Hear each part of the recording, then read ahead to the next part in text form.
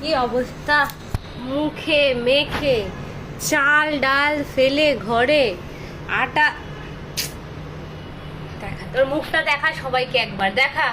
তাকা তাকা, আমার দিকে তাকা, মোবাইলের দিকে তাকা, তাহলে তোর মুখ দেখা যাবে। দেখো কি কাণ্ডটা না করেছে ও।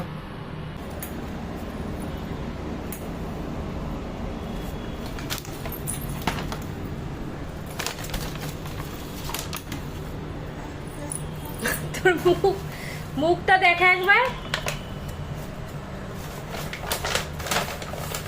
দেখি কি করেছিস, মুখে রেখেছিস।